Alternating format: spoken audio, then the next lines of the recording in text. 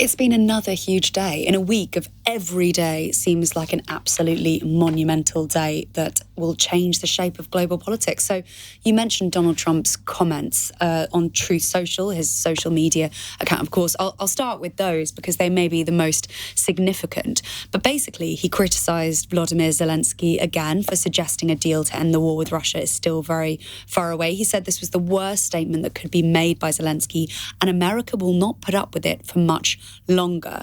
He said, this guy, referring to Zelensky, doesn't want to be there for peace as long as he has America's backing. And Europe, in the meeting they had with Zelensky, stated flatly they cannot do a job with the US. So basically, there are question marks over whether Donald Trump thinks Zelensky can stay in post. He's obviously previously referred to him as a dictator, but big question marks over that. And these comments from Donald Trump follow the Prime Minister updating the House of Commons.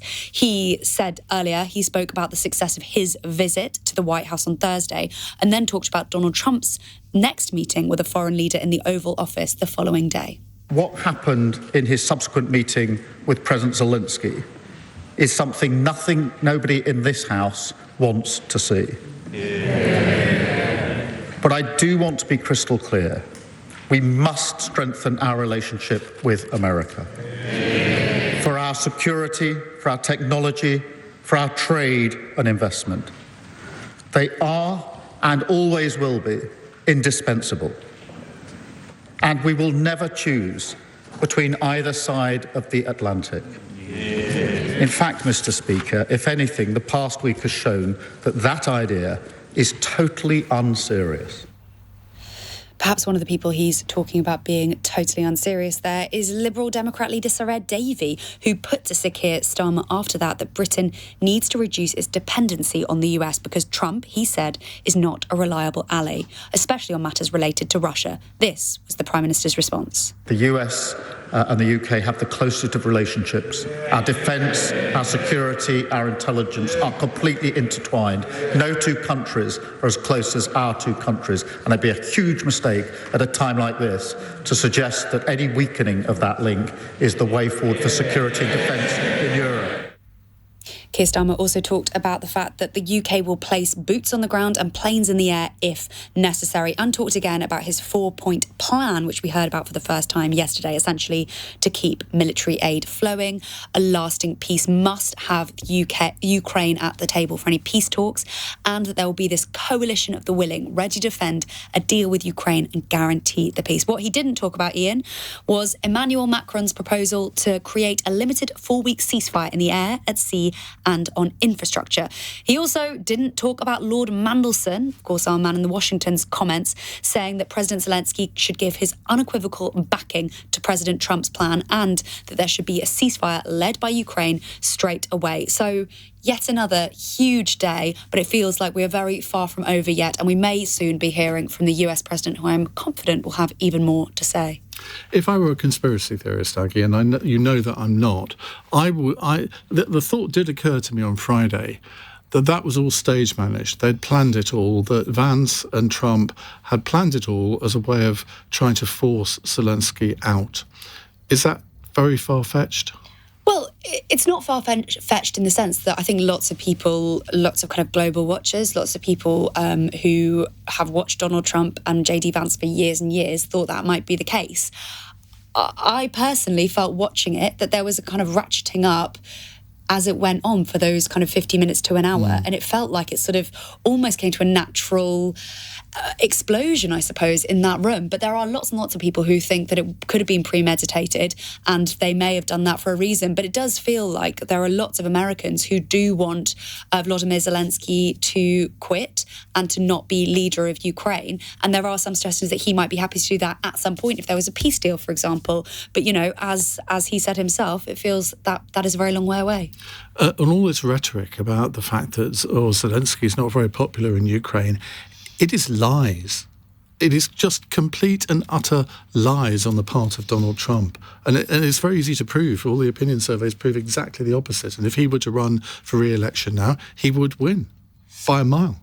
By a mile. I think that is, well, that's of course right. But it's also interesting that Donald Trump has called him a dictator. He only called him a dictator once, I think. And when he was questioned about that, when Keir Starmer was in the White House, he said, oh, did I say that? Anyway, next question. So sort of almost walking it back. But that's, categorically untrue as well. They are under martial law. They had, they would have had elections last year, but they didn't because the country is at war. And that has essentially been called out. Well, all Trump's doing is reading from the Russian playbook. We might as well be honest about it. Everything he says could be said by Vladimir Putin. And I find it just incomprehensible how an American president can behave like this.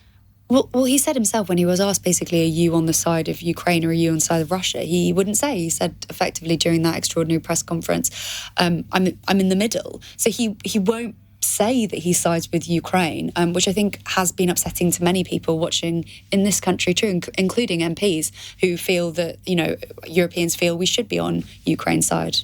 We will see you on Cross Question, Aggie. Thank you very much indeed. That's Aggie Chambre, LBC's political correspondent. Jeffrey Pryce joins me now, Senior Fellow of the Foreign Policy Institute at Johns Hopkins University in Washington, D.C., also former Special Counsel for International Affairs at the US Defence Department, and who is regularly involved in negotiations with both Russia and Ukraine. Jeffrey, welcome to the programme again. Good to talk to you. I don't actually know where to start with this because there's so many different aspects. Let's start on the transatlantic relationship. It is at its lowest point in my adult lifetime, and yours also. Do we agree on that?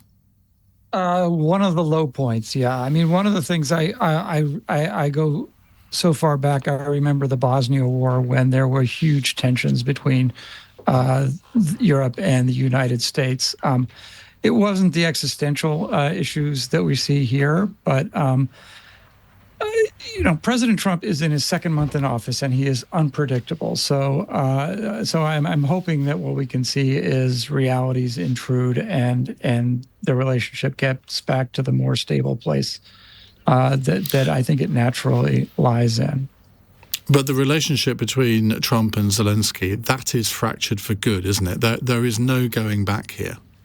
I mean, those two clearly are not getting along. And again, what I hope, diplomacy is about getting along with people you might not necessarily like. I mean, you mentioned I negotiated with all sorts of folks. You don't negotiate with your friends all the time. Sometimes you negotiate with your adversaries. That meeting was obviously a disaster.